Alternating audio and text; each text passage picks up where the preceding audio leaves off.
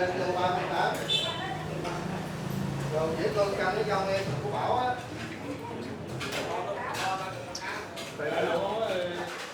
Cắt dê hả? Này cắt dê này có lóc còn hả? Đây đây đúng nè. Dạ. 35. Đây lóc ráp rồi.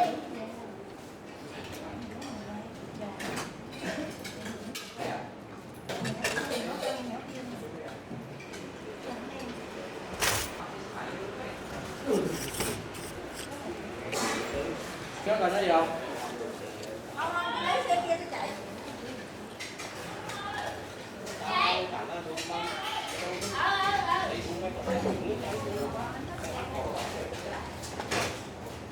Tiền con chú ơi. Ghê lắm.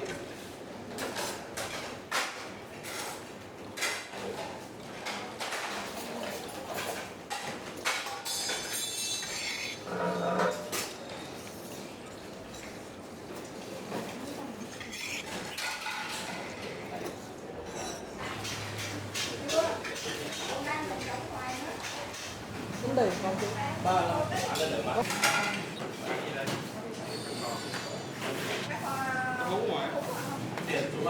Thôi.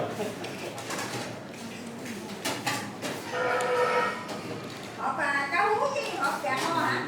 Cá hú chứ kho tiêu hay là kho ta kho tây nguyên gì á? Đây đúng rồi.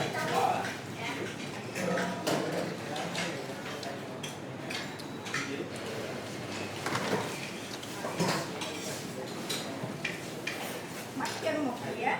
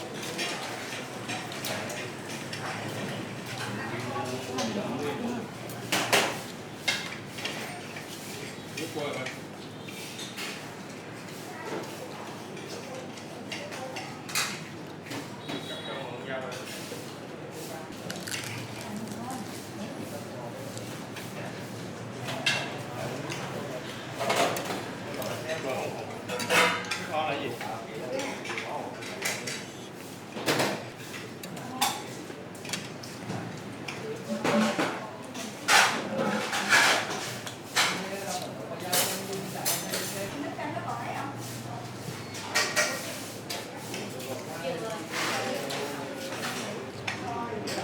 Quên luôn rồi. Đó bây giờ luôn cầm nhớ nổi. Qua gọi là quên luôn. Bây giờ làm nó sẽ đi cho người ta đây. Quên luôn, quên nổi luôn.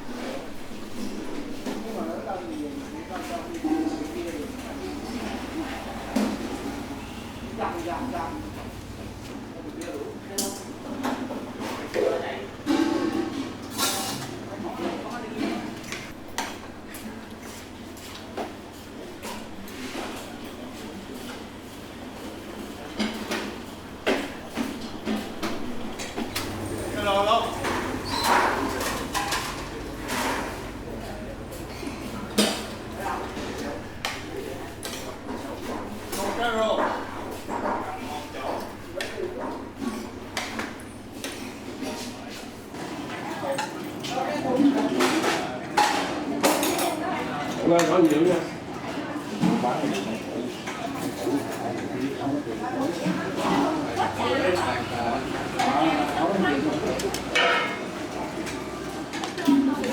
Nó cho đi, nó gác cho nè. 10 tấm rồi nè.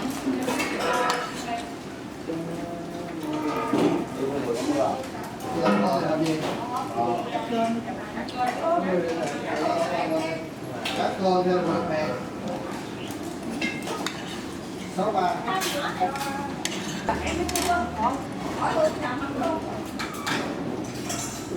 Đây bắn tu số chưa? Cái gì chị? Cái nó qua hả? Cô có dưới.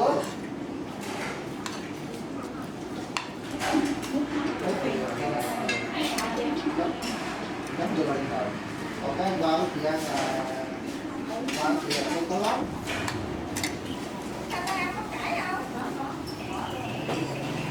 Ngọt quá ngoài rồi dòng bụi. Cái đó là ăn không thì để tự nhiên. Cho thì qua lại một kia.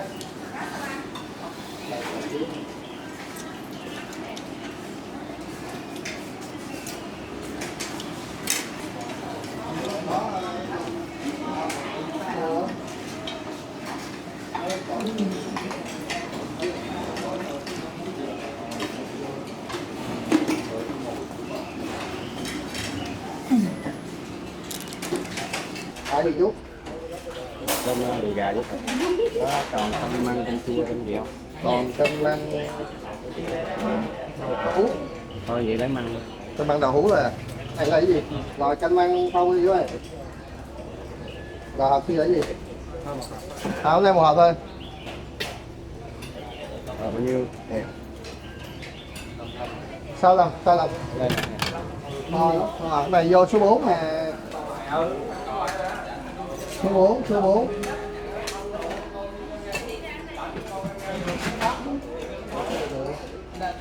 Rồi kho lóc kho hả? Muốn cái đó chứ đi. Rồi kho lóc kho. Rồi chú, tính tiền. 35 với lại 80, 115 đó đi. Đây là vô đủ. Thôi trứng. Sáu rồi trứng nè. Để từng cái lại rồi. Không thôi trứng này số 2. Khen thôi trứng số 2. 20 phút nữa nó đón ở chỗ di động á. Nó dặn số 1 thôi nha Dung ơi.